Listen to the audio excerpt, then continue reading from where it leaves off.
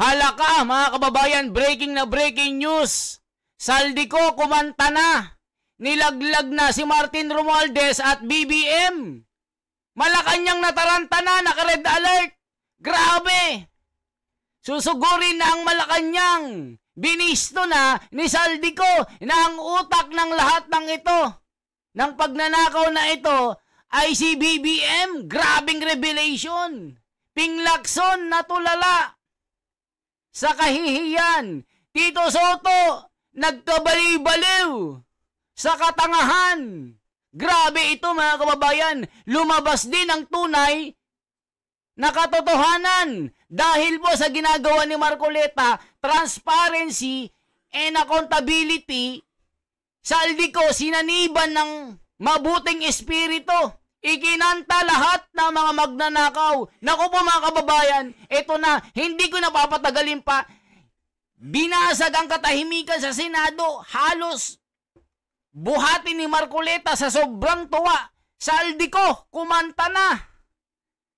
Malacanang nataranta. Grabe mga kababayan. Grabing revelation ito. Matinding pagkataranta ng Malacanang. Dahil sa pagbubulgar ni Saldico. Ito na po. Nako, ako mga kababayan, yung balahibo ko, nanginginig ako eh. Grabe ito. Kaya pala ayaw pauwiin kasi planado pala nila mga kababayan. Sistematiko, organisado na plano. Kaya pala ito ayaw umuwi kasi ayaw nilang pauwiin.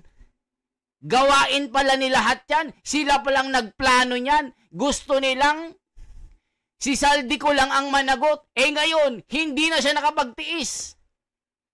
Nakonsensya po ito mga kababayan. Kaya ito na po. Magugulat kayo kung ano po ang bubulgar at revelasyon ni Saldico na magpapatunay na merong mga malalaking isda. Grabe BBM. Imposible naman magsisinungaling ito si Saldico. Binanggit lahat mga kababayan. Planado ni BBM. Ito po. Grabe ito ako mga kababayan. No? Nanginginig po ako. Grabe, nakakakilabot ito. Nagulat ang Malacanang dito. Eto na po si Saldico. Kumanta na talaga. Marcoleta napalundag sa tuwa. Eto po. Sa bahay nila Pangulong Bongbong Marcos at Speaker Martin Romualdez ang nag-deliver papunta sa bahay nila Pangulong Bongbong Marcos at Speaker Martin Romualdez mag-insert o magpasok ng 100 billion worth of projects sa BICAM. Sana po ay hindi nila ako mapatay bago ko mailabas ang lahat. Ginawa ko lang ang utos sa akin, pero ngayon, handa na akong harapin ang lahat.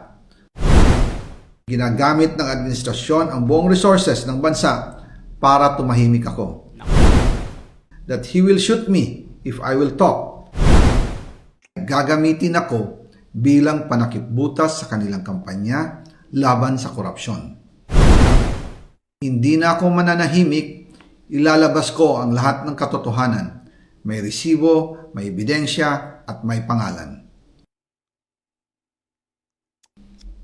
Para sa bawat Pilipino, alam ko na buo ang galit ninyo sa akin ngayon. Nauunawaan ko rin kung bakit. Lalo na at malaki ang halagang nakataya. Pero bago kayo humusga, hayaan ninyong ipaliwanag ko ang buong katotohanan. Matagal akong hindi nagsalita dahil may direktang utos sa akin. Huwag nang bumalik ng Pilipinas at manahimik na lamang. Umalis ako noong July 19, 2025 para sa aking medical check-up. Nakaplanong bumalik pagkatapos ng SONA ni Pangulo. Pero habang papauwi na ako, tinawagan ako ni dating Speaker Martin Romualdez at sinabihan, "Stay out of the country. You will be well taken care of as instructed by the President." Noon naniniwala pa ako sa kanila, kaya't hindi ako bumalik. Tumikom ang aking bibig, sumunod ako, pero ang hindi ko alam, ang ibig pala nilang sabihin sa aalagaan ka namin ay gagamitin ako bilang panakipbutas sa kanilang kampanya laban sa korupsyon. Ginawa nila akong poster boy ng kanilang sariling kasinungalingan. Ngayon, hindi na ako mananahimik, Ilalabas ko ang lahat ng katotohanan. May resibo, may ebidensya, at may pangalan. Nagsimula ito nung tumawag si Sekmina Pangandaman sa akin nung nag-umpisa ang BICAM process last year, 2024. Ang sabi niya, katatapos lang ng meeting nila ni Pangulo at may instructions na mag-insert o magpasok ng 100 billion worth of projects sa BICAM. At sinabi pa ni Sekmina, you can confirm with Yusek Adrian Bersamin dahil magkasama sila sa meeting ni Pangulong BBM noong araw na yon. Tinawagan ko po agad si Yusek Adrian Bersamin at tinanong ko kung may instruction nga ba ang Pangulo na magpasok ng 100 billion during their meeting. Ang sabi niya ay totoo nga po. Right after our conversation, tinawagan ko po si dating Speaker Martin Romualdez at nireport ko ang instructions ng Presidente to insert the 100 billion projects. At sinabi niya sa akin, what the President wants, he gets. After ng ilang araw, nag-set po ng meeting si Sekmina Pangandaman at Yusek Adrian Bersamin sa amin ni dating Speaker Martin Romualdez sa Aguado Building in front of Gate 4 ng Malacanang at nandun din po si Yusek Jojo Cadiz. During the meeting, binigay po ni Yusek Adrian Bersamin ang listahan na worth 100 billion. Tinanong ko po si Yusek Adrian kung saan galing ang listahan. Ang sagot niya, galing kay PBBM mismo at binigay niya ito mula sa brown leather bag.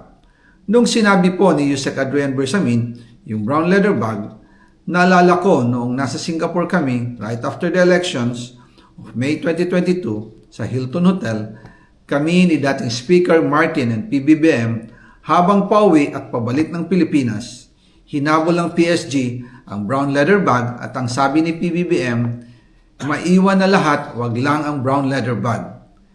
Kaya naniwala ako na utos talaga ito ng Pangulo. Pagkatapos ng ilang araw, I informed sina dating Speaker Martin Romualdez, Sekmina Pangandaman, Yusek Adrian Bersamin, and Yusek Jojo Cadiz na kung pwede 50 billion lang ang ipasok sa program funds dahil so sobra ang DPWH funds versus sa DepEd. In practice, hindi pwede na mas malaki ang budget ng DPWH kaysa edukasyon. And yung balance na 50 billion, ilagay na lang sa unprogram funds for the 2025 budget. Dahil Office of the President din ang nagre-release ng lahat ng unprogram funds. Pagkatapos ng isang araw, tinawagan ako ni Sekmina at sinabi ang mensahe ng Pangulo. Ipasok ninyo yan dahil pinangako na sa akin ni Speaker Martin yan. At hindi na pwedeng baguhin. Kumbaga, ang utos ng hari hindi pwedeng mabali. Again, I informed the Speaker and asked clearance about the instructions ng Pangulo. At ang sabi niya, wala tayong magagawa. Kaya po nagtataka ako kung bakit sinasabi ni Pangulo na hindi niya makilala ang budget. Samantalang lahat na binawas at dinagdag sa mga ahensya ng gobyerno ay humihingi ng approval sa kanya si Sekmina Pangandaman. Yan mga kababayan, naku, napakatindi ng revelation na ito. Grabe. Sabi pa naman ni BBM, may makukulong hanggang Pasko, mga kababayan. Ito ba yung mga kababayan? Ito ba yung sinasabi niya na ang sarili niya makukulong? Naku po, grabe. Tindi ng revelation na ito. Kung ganun meron ngang makukulong. Di ba sabi niyo mga kababayan, hanggang Pasko may makukulong. Naku, baka siya ang makulong mga kababayan kasi binanggit ni Saldico nilaglag siya Nako, matindi itong revelation na ito. Grabe. Saldico naglabas ang tell-all video. Nako po. Ano na ang mangyayari po kay BBM nito? Magkakatotoo mga hula na talagang merong mga pagsubok kay BBM. May kakanta talaga. Ano sabi ng mga komento? Nako po mga kababayan. Ito na ang komento. Pakinggan po natin. Nako po, yari, may makukulong dito. Salamat naman at nagsalita ka na, Saldico. Thanks God sa paghipon nyo ng puso ni Saldico sa tamang landas ngayon. Sabihin nyo po lahat involved. Ito na umpisa ng pagbagsak ng Marcos. Kamay ng Diyos ang gumagawa upang ilantad ang mga lihim na pilit pinagtatakpan ng gobyerno ni Marcos Jr. Ang live broadcast na ito ay lalong magdidiin na magpinsan na siyang pinakaulo ng ulupong. May God bless the Philippines. Naway protektahan ng mga taong nagsiwalat ang katotohanan para maparusahan ang may sala. Ang Diyos ang nagsalita, siya rin ang gagawa. People power na to. Ante Claire, sana mapanood mo ito. Tama yung ginawa mo, Mr. Ko. Ingat ka, magbago ka muna hanggat wala pang nakukulong. Nakakakilabot na nangyayari sa Pilipinas. Grabing pagnanakaw. Nako po, mga kababayan ko. Ito na ang revelation ni Saldico na talagang hindi kakayanin ni PBBM at ni Martin Romualdez. Kumanta na, tell all, everything, na ang utak ng mga pagnanakaw na ito, na mga flood control issue na ito, na billion insertion, ay ang punot dulo ay yung dalawang hari na magpinsan, BBM at Martin Romualdez. Ginamit lang na kasangkapan itong si Saldico. Yan ang sinasabi niya. Grabe, mga kababayan. Ito yung sinasabi ni BBM na hanggang Pasko may makukulong. So si BBM, kung mapatunayan talaga ito, baka sabihin na naman nila, ginagamit na naman ng DDS ito. Paano nyo masasabihin niya na ginamit na naman ng DDS ito? Nako, Senador Marcoleta, nako, may papakulong hanggang Pasko. Nako, matindi ito. Nako, ginamit talaga ng Diyos ang kanyang kapangyarihan para ibulgar ang kanilang mga tinatago. Ito ang banal na espiritu, mga kababayan. Ang Diyos ang gagawa, sino hahadlang? Kahit anong tago nyo ngayon, bumaligtad ang inyong kabaro na si Saldico. Ayan, kahit hindi na kailangan si Marin Gutesa, si Saldico mismo ang kumanta. Naku po, mga kababayan, magandang balita ito sa mga Pilipino na naghahanap ng katarungan. Ito na ang tell-all ni Saldico. Anong masasabi nyo, mga kababayan? Grabing utak, no? BBM pala at Martin Romualdez. I-comment nyo sa baba. Anong masasabi nyo? Sino makukulong hanggang Pasko? Sabi ni BBM, hanggang Pasko, lahat makukulong yung mga involved dito. Ngayon, nilaglag siya ngayon ni Saldico. Yari. Tapos, ang maliligayang araw ni BBM, hanggang Pasko kulong ito. People power talaga ito, mga kababayan ko. Mabuhay. Once again, ako si The Wonders Philippines. Kita-kits tayo sa November 16 to 18. Yari na. Isigaw ang katarungan. Tinig ng katwiran. Transparency and accountability. Sinaniban ng banal na espiritu si Saldico para ikanta at ibulgar ang katotohanan. Diyos ang may gawa nito, mga kababayan. Salamat, Ama. Pinakinggan nyo ang aming panalangin.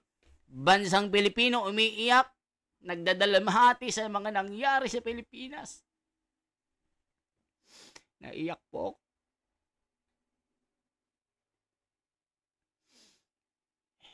I-share nyo po ito, mga kababayan. Salamat po.